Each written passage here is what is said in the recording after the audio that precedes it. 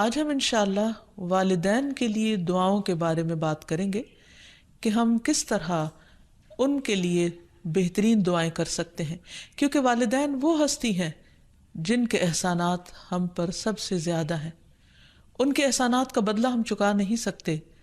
لیکن ہاں ایک صورت ہے کہ ہم ان کے لیے زیادہ سے زیادہ دعائیں کریں، خصوصاً اس وقت جب وہ دنیا سے جا چکے ہوں اور ہم ان کے لیے کسی قسم کی کوئی جسمانی خدمت یا مالی خدمت یا کسی اور طریقے سے کوئی مدد ان کی نہ کر سکتے ہوں۔ اللہ سبحانہ تعالیٰ کو دعا کرنا بہت پسند ہے۔ اللہ تعالیٰ فرماتے ہیں وَقَالَ رَبُّكُمُ ادْعُونِي أَسْتَجِبْ لَكُمْ، اور تمہارے رب نے فرمایا کہ مجھ سے دعا کرو، میں تمہاری دعا قبول کروں گا۔ تو اللہ سبحانہ تعالیٰ نے خود ہمیں حکم دیا ہے کہ مجھ سے مانگو، تو ہمیں اللہ سبحانہ تعالیٰ کی اطاعت کرتے ہوئے مانگتے رہنا چاہیے۔ اور ویسے بھی ایک اور آیت میں آتا ہے وَإِذَا سَأَلَكَ عِبَادِي عَنِّي، اور جب آپ سے میرے بندے میرے بارے میں پوچھیں، یعنی اللہ سبحانہ تعالیٰ کے بارے میں کہ ہمارا رب کہاں ہے، ہم اس سے کیسے دعا کریں، تو آپ ان کو بتائیے فَإِنِّي قریب، میں تو قریب ہوں، بہت قریب، دور نہیں ہوں، بیچ میں کسی اور کو لانے کی ضرورت ہی نہیں، سب سے زیادہ تو میں ہی تمہارے قریب ہوں۔ اجیب دعوت الداعی اذا دعانی، میں پکارنے والے کی پکار کا جواب دیتا ہوں جب بھی وہ مجھے پکارتا ہے، دن کو پکارتا ہے یا رات کو پکارتا ہے، غم میں پکارتا ہے یا غصے میں پکارتا ہے، بھوک میں پکارتا ہے یا بیماری میں پکارتا ہے، جب بھی پکارتا ہے میں اس کی پکار سنتا ہوں۔ تب اس کو کیا چاہیے کہ فَلْيَسْتَجِيبُوا لِي، چاہیے کہ وہ بھی میری بات مانے، یعنی اگر وہ چاہتے ہیں کہ ان کی دعائیں سنی جائیں تو انہیں میری اطاعت کرنی چاہیے۔ وَلْيُؤْمِنُوا بِي، اور چاہیے کہ مجھ پر ایمان لائیں، مجھ پر اعتماد کریں، مجھے اپنا رب مان لیں، لعلہم یرشدون، شاید کہ وہ سیدھی راہ پائیں، ان کو صحیح راستہ مل جائے۔ ہوتا یہ ہے کہ جب انسان کی زندگی میں کوئی مشکل آتی ہے تو اس کے پیچھے کوئی مقصد ہوتا ہے، کوئی حکمت ہوتی ہے۔ اللہ سبحانہ تعالیٰ اپنے بندے کو اپنے اور قریب کرنا چاہتا ہے، اس لیے وہ اس کو کسی نہ کسی ایسے دکھ، تکلیف یا پریشانی میں مبتلا کر دیتا ہے تاکہ بندہ اپنے رب کی طرف رجوع کرے، اس مشکل پر صبر کر کے اجر پائے، اللہ تعالیٰ کی طرف رجوع کر کے اور زیادہ دعا مانگے، کیونکہ دعا عبادت ہے، الدعاء هو العبادہ، اللہ سبحانہ تعالیٰ کے نزدیک نہایت پسندیدہ، اس لیے ہمیں کثرت سے پکارتے رہنا چاہیے۔ اور جب بھی ہم دعا مانگیں تو اس سے پہلے اللہ تعالیٰ کی حمد و ثنا ضرور بیان کریں۔ ایک حدیث میں آتا ہے عبداللہ بن مسعود رضی اللہ عنہ کہتے ہیں کہ میں نماز پڑھ رہا تھا اور نبی صلی اللہ علیہ وسلم، ابو بکر اور عمر ایک ساتھ تھے۔ جب میں بیٹھا تو اللہ تعالیٰ کی حمد و ثنا بیان کی، پھر نبی صلی اللہ علیہ وسلم پر درود بھیجا، پھر اپنے لیے دعا کی، تو نبی صلی اللہ علیہ وسلم نے فرمایا مانگو عطا کیا جائے گا، مانگو عطا کیا جائے گا۔ تو اس سے پتہ یہ چلتا ہے کہ دعا سے پہلے اللہ تعالیٰ کی حمد و ثنا بیان کرنا ضروری ہے۔ اللہ تعالیٰ کی حمد و ثنا کے بے پناہ کلمات ہیں، لیکن آج ہم ان کلمات میں سے ایک کلمہ جو اللہ تعالیٰ کو بے حد محبوب ہے وہ آپ کو بتاتے ہیں، جو نماز کے آغاز میں بھی پڑھا جاتا ہے، اور نماز کے علاوہ بھی اگر اللہ تعالیٰ کی حمد و ثنا کرنا ہو تو اس دعا کو پڑھ سکتے ہیں۔ سبحانک اللہم وبحمدک وتبارک اسمک وتعالی جدک ولا الہ غیرک، اے اللہ تو پاک ہے اپنی تعریف کے ساتھ، تیرا نام بڑا ہی برکت والا ہے، تیری بزرگی بلند و برتر ہے، تیرے علاوہ کوئی بھی الہ نہیں ہے۔ تو بہرحال والدین کے لیے دعا کرنے سے پہلے اللہ سبحانہ تعالیٰ کی حمد و ثنا بیان کیجئے، پھر نبی صلی اللہ علیہ وسلم پر درود بھیجئے، اور پھر اپنے ماں باپ کے لیے دعائیں کیجئے، کیونکہ یہ اللہ تعالیٰ کا حکم بھی ہے وَقُلْ رَبِّ ارْحَمْهُمَا كَمَا رَبَّيَانِي صَغِيرًا، اور آپ کہہ دیجئے اے میرے رب ان دونوں پر رحم کیجئے، یعنی والد پر بھی اور والدہ پر بھی، جیسے انہوں نے مجھے چھوٹا سا پالا تھا، بچپن میں پالا تھا، جب میں نہ خود کھا سکتا تھا نہ پی سکتا تھا اور نہ خود اپنے آپ کو صاف کر سکتا تھا، تو انہوں نے دن رات بغیر کسی وقفے کے میری خدمت کی، تو اے رب اب جب کہ وہ بڑے ہو گئے ہیں، وہ تیری رحمت کے محتاج ہیں، تو ان پر رحمت فرما اور ان کی مشکلات آسان فرما۔ پھر اسی طرح والدین اگر زندہ ہوں تو بھی دعا کی جائے، اور اگر وہ فوت ہو جائیں تو وہ اور بھی زیادہ دعاؤں کے مستحق ہو جاتے ہیں۔ جب برزخ میں والدین کا درجہ بڑھا دیا جاتا ہے، یعنی بلند کیا جاتا ہے، تو وہ پوچھتے ہیں کہ ہمیں درجے کی یہ بلندی کیوں کر حاصل ہوئی؟ تو انہیں بتایا جاتا ہے کہ یہ تمہاری اولاد کی دعا کی وجہ سے۔ ویسے بھی جب انسان فوت ہو جاتا ہے تو اس کے اپنے عمل کا سلسلہ ختم ہو جاتا ہے۔ 3 چیزیں مرنے کے بعد بھی فائدہ دیتی ہیں، جن میں سے ایک صدقہ جاریہ ہے، دوسرے ایسا علم جو انسان اپنے پیچھے چھوڑ جائے جس سے لوگ فائدہ اٹھائیں، اور تیسرے ولد صالح یدعو لہ، نیک اولاد جو اپنے والدین کے لیے دعائیں کرے، یعنی بیٹے کی دعا یا بچوں کی دعا اپنے والدین کے حق میں قبول ہوتی ہے، اس لیے خوب خوب دعائیں کرنی چاہیے۔ ہم دیکھتے ہیں کہ مختلف پیغمبر بھی اپنے رب سے اپنے والدین کے لیے دعائیں کرتے رہے ہیں، جن میں نوح علیہ السلام کی دعا ہے۔ وہ کہتے ہیں رب اغفر لی ولوالدی ولمن دخل بیتی مؤمنا وللمؤمنین والمؤمنات، اے میرے پروردگار مجھے بخش دے اور میرے والدین کو بخش دے، اور ہر اس شخص کو جو میرے گھر میں مومن کی حیثیت سے داخل ہوا ہو ان سب کو بھی بخش دے۔ اسی طرح ابراہیم علیہ السلام کی دعا ہے ربنا اغفر لی ولوالدی وللمؤمنین یوم یقوم الحساب، اے ہمارے پروردگار مجھے، میرے والدین اور تمام مومنوں کو اس دن معاف کر دینا جس دن حساب لیا جائے گا۔ پھر اسی طرح ہم دیکھتے ہیں کہ صحابہ کرام اپنے والدین کے لیے دعائیں کیا کرتے تھے، جن میں خاص طور پر حضرت ابو ہریرہ کا ذکر ملتا ہے کہ وہ ایمان لے آئے تھے لیکن ان کی والدہ مشرکہ تھیں، اور وہ نبی صلی اللہ علیہ وسلم کے بارے میں ایسے کلمات کہہ دیتی جس سے ان کو بہت تکلیف ہوتی۔ تو ایک مرتبہ اسی طرح کے کچھ کلمات سن کر وہ روتے ہوئے نبی صلی اللہ علیہ وسلم کے پاس آئے، کہنے لگے کہ یا رسول اللہ صلی اللہ علیہ وسلم، آپ میری والدہ کی ہدایت کی دعا کیجیے۔ بہرحال آپ صلی اللہ علیہ وسلم نے ہاتھ اٹھا دیے، ان کے لیے دعا کی، اور جب حضرت ابو ہریرہ واپس گھر پہنچے تو ان کی والدہ اسلام قبول کر چکی تھی۔ حقیقت یہ ہے کہ والدین کے لیے خود بھی دعا کرنی چاہیے اور دوسروں سے بھی دعا کی درخواست کرنی چاہیے۔ پھر اسی طرح ہم دیکھتے ہیں کہ ایک مرتبہ ابو ہریرہ جب اپنے وطن پہنچے تو بڑی اونچی آواز میں کہا اماں جان السلام علیکی ورحمۃ اللہ وبرکاتہ۔ انہوں نے جواب دیا وعلیک السلام ورحمۃ اللہ وبرکاتہ۔ پھر ابو ہریرہ کہنے لگے اللہ تعالیٰ آپ پر رحم فرمائے جیسا کہ آپ نے بچپن میں میری پرورش فرمائی۔ ان کی والدہ نے جواب دیا اے میرے بیٹے، تمہیں بھی اللہ تعالیٰ بہترین جزا دے اور تم سے راضی ہو جیسا کہ تم نے میرے ساتھ بڑھاپے میں نیک سلوک کیا۔ حقیقت یہ ہے کہ ہم پر انسانوں میں سے سب سے بڑا احسان ہمارے والدین کا ہے۔ اللہ سبحانہ وتعالیٰ نے اپنے حق کے بعد سب سے بڑا حق ہمیں والدین ہی کا بتایا ہے۔ اللہ تعالیٰ نے بنی اسرائیل سے پکا عہد لیا تھا۔ قرآن مجید میں آتا ہے وَإِذْ أَخَذْنَا مِيثَاقَ بَنِي إِسْرَائِيلَ لَا تَعْبُدُونَ إِلَّا اللَّهَ وَبِالْوَالِدَيْنِ إِحْسَانًا، اور وہ وقت یاد کرو جب ہم نے بنی اسرائیل سے یہ پختہ عہد لیا کہ تم لوگ اللہ کے سوا کسی کی عبادت نہ کرو گے اور والدین کے ساتھ احسان کرو گے۔ تو حقیقت یہ ہے کہ والدین کے ساتھ احسان کرنا اس لیے ضروری ہے کہ ہم ان کا حق ادا نہیں کر سکتے جتنی وہ محبت کے ساتھ ہمیں پالتے ہیں۔ بچے والدین کی خدمت عزت کرتے بھی ہیں تو بعض اوقات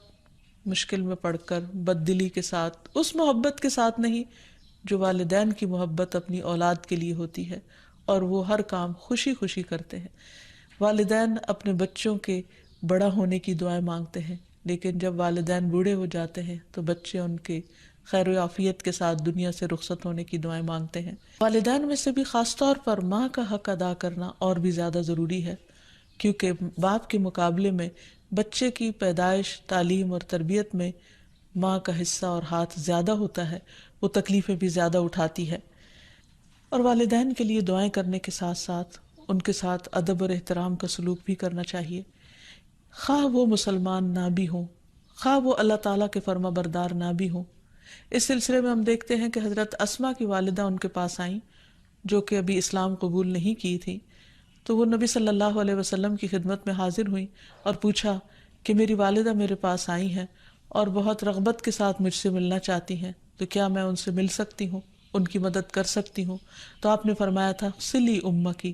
تم اپنی ماں کے ساتھ صلہ رحمی کرو۔ اس بارے میں اللہ سبحانہ وتعالیٰ قرآن مجید میں بھی حکم دیتے ہیں کہ وَإِن جَاهَدَاكَ عَلَىٰ أَن تُشْرِكَ بِي مَا لَيْسَ لَكَ بِهِ عِلْمٌ فَلَا تُطِعْهُمَا وَصَاحِبْهُمَا فِي الدُّنْيَا مَعْرُوفًا، کہ اگر وہ تجھ پر دباؤ ڈالیں کہ تو میرے ساتھ کسی ایسی چیز کو شریک بنائے جس کا تجھے کچھ علم نہیں، تو تم ان کا کہنا نہ ماننا، البتہ دنیاوی معاملات میں ان کے ساتھ بھلا سلوک کرنا، ان کے ساتھ بھلائی کے ساتھ رفاقت کرنا، یعنی عمدہ طریقے سے، اچھے طریقے سے زندگی بسر کرنا۔ پھر اسی طرح خاص طور پر والدین کے ساتھ نرم سلوک کرنے کا حکم دیا گیا، کیونکہ والدین جو جو عمر میں بڑے ہوتے چلے جاتے ہیں یا جس طرح ان کی قربانیاں زیادہ ہوتی ہیں تو وہ اپنی اولاد سے زیادہ ایکسپیکٹ بھی کرتے ہیں، تو انہیں بچوں کی طرف سے ملنے والی چھوٹی سی تکلیف بھی بہت ناگوار ہوتی ہے۔ تو اس لیے خاص طور پر ایکسٹرا کیئر کی ضرورت ہے والدین کے ساتھ معاملہ کرتے وقت، یعنی گفتگو میں بھی، پوسچر میں، رویے میں، معاملے میں، ہر چیز میں نرمی برتنے کی ضرورت ہے۔ اس سلسلے میں اللہ تعالیٰ فرماتے ہیں وَاخْفِضْ لَهُمَا جَنَاحَ الذُّلِّ مِنَ الرَّحْمَةِ وَقُلْ رَبِّ ارْحَمْهُمَا كَمَا رَبَّيَانِي صَغِيرًا، اور ان پر رحم کرتے ہوئے انکساری کے ساتھ ان کے آگے جھکے رہو اور ان کے حق میں دعا کرو کہ اے میرے رب ان پر رحم فرما جیسا کہ انہوں نے بچپن میں مجھے محبت اور شفقت کے ساتھ پالا تھا۔ اس سلسلے میں ہمیں ایک روایت میں یہ بھی ملتا ہے، عبداللہ بن مسعود کہتے ہیں کہ ایک شخص نے نبی صلی اللہ علیہ وسلم سے پوچھا کہ کون سا عمل سب سے افضل ہے؟ آپ نے فرمایا وقت پر نماز پڑھنا اور والدین کے ساتھ نیکی کرنا، پھر اللہ کے راستے میں جہاد کرنا، یعنی سب سے پہلا کام نماز، اور پھر انسانوں میں سے والدین کے ساتھ حسن سلوک۔ لیکن عام طور پر والدین کو اولاد کے ساتھ شکایت ہی رہتی ہے، کیونکہ بعض اوقات لوگ نماز بھی پڑھ لیتے ہیں، صدقہ خیرات بھی کر لیتے ہیں، لوگوں کے ساتھ اچھی طرح بھی معاملہ کر لیتے ہیں، لیکن والدین کے ساتھ ان کا وہ شفقت اور محبت کا معاملہ نہیں ہوتا جس کو وہ ڈیزرو کرتے ہیں۔ آپ دیکھیں کہ آیت میں کتنی تاکید کے ساتھ کہا جا رہا ہے کہ وَاخْفِضْ لَهُمَا جَنَاحَ الذُّلِّ، کہ تم اپنے پر یعنی اپنے کندھے ان کے سامنے عاجزی اور انکساری کے ساتھ جھکا کے رکھو، یعنی جب ان کے سامنے بیٹھو یا کھڑے ہو یا بات کرو تو اس وقت بھی تمہارے اندر ایک خاص قسم کا جھکاؤ ہونا چاہیے۔ پھر اسی طرح یہ ہے کہ والدین کو اف تک کہنے کی اجازت نہیں۔ بعض اوقات انسان کا اپنے والدین کے ساتھ ڈس ایگریمنٹ ہو جاتا ہے، کسی بات پر اختلاف ہو سکتا ہے، وہ دین کا معاملہ ہو سکتا ہے، وہ دنیا کا معاملہ ہو سکتا ہے، وہ سوچ کا فرق ہو سکتا ہے، وہ جنریشن گیپ ہو سکتا ہے، وہ کوئی بھی چیز ہو سکتی، لیکن اس میں اولاد کو یہ حق نہیں دیا گیا کہ وہ والدین کے ساتھ بدتمیزی کرے۔ ہمارے دین نے ہمیں یہ سکھایا ہے کہ وَلَا تَقُلْ لَهُمَا أُفٍّ وَلَا تَنْهَرْهُمَا، کہ تم ان کو اف تک نہ کہو اور ان سے ڈانٹ کر بات نہ کرو، وَقُلْ لَهُمَا قَوْلًا كَرِيمًا، اور ان کے ساتھ جب بات کرو تو بہت عزت کے ساتھ کرو، احترام کے ساتھ کرو۔ پھر اسی طرح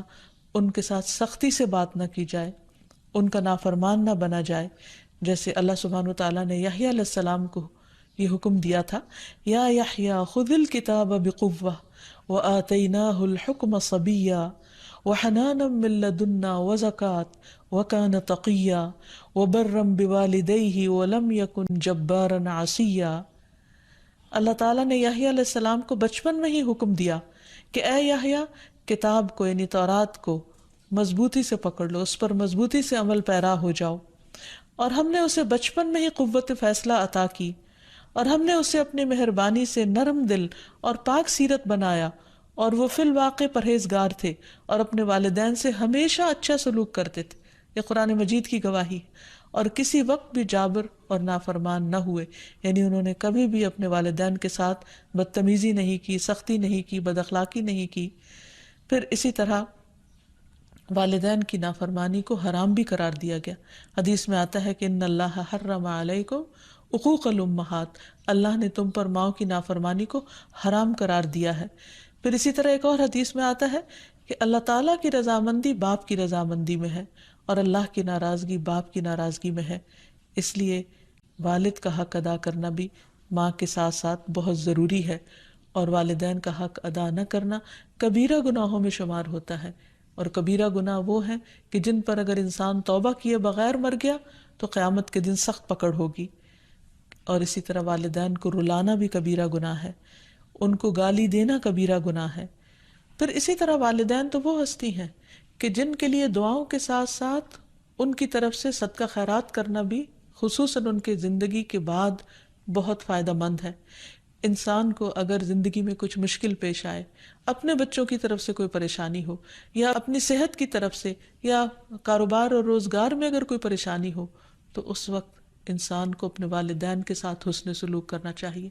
یہ ان نیکیوں میں سے ہے جس کی وجہ سے انسان کی مشکل بہت جلد حل ہو جاتی ہے، اور خصوصاً صدقہ دیتے وقت والدین کی طرف سے، یعنی ان کو ثواب پہنچانے کی نیت سے صدقہ کیا جائے۔ اس سلسلے میں ہم دیکھتے ہیں ایک آدمی نے نبی صلی اللہ علیہ وسلم سے عرض کیا، میرے والد فوت ہو گئے ہیں اور انہوں نے مال چھوڑا ہے لیکن وصیت نہیں کی، تو کیا میں ان کی طرف سے صدقہ کروں تو ان کے گناہ معاف کر دیے جائیں گے؟ آپ نے فرمایا ہاں۔ اسی طرح حضرت عائشہ سے روایت ہے کہ ایک آدمی نبی صلی اللہ علیہ وسلم کے پاس آیا اور عرض کی کہ یا رسول اللہ، میری والدہ بغیر وصیت کے فوت ہو گئی ہیں، اور میرا گمان ہے کہ اگر وہ بات کرتی تو صدقہ کرتی، اگر میں ان کی طرف سے صدقہ کروں تو کیا ان کو اجر ملے گا؟ آپ نے فرمایا کہ ہاں۔ پھر اسی طرح والدین کے اگر روزے رہتے ہوں تو ان کے قضا روزے ادا کیے جا سکتے ہیں، اگر وہ حج نہ کر پائے ہوں تو ان کی طرف سے حج بدل کیا جا سکتا ہے، یہ ان کے لیے ایک بہت بڑا احسان ہوگا۔ پھر اسی طرح ان کی نظر پوری کی جا سکتی ہے کہ اگر انہوں نے زندگی میں کسی سے کوئی وعدہ کیا ہو اور وہ اسے پورا نہ کر سکے ہوں، اللہ تعالیٰ کے لیے کوئی نظر مانی ہو اور اسے پورا نہ کر سکے ہوں، تو اس کو ادا کر دیا جائے۔ تو خلاصہ یہ ہے کہ انسان اپنے والدین کے ساتھ جو احسان کر سکتا ہے، اس میں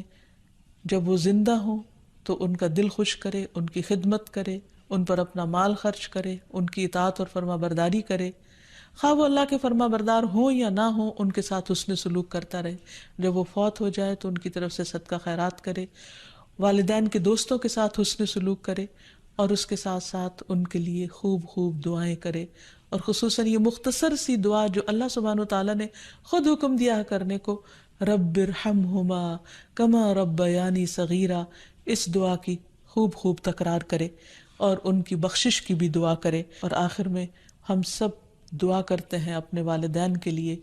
کہ اللہ تعالیٰ ان پر اپنی رحمتیں فرمائے اور ان کو اپنا پسندیدہ بنا لے، اور اگر وہ دنیا سے جا چکے ہیں تو انہیں جنت میں اعلیٰ مقامات عطا فرمائے۔ وآخر دعوانا ان الحمد للہ رب العالمین۔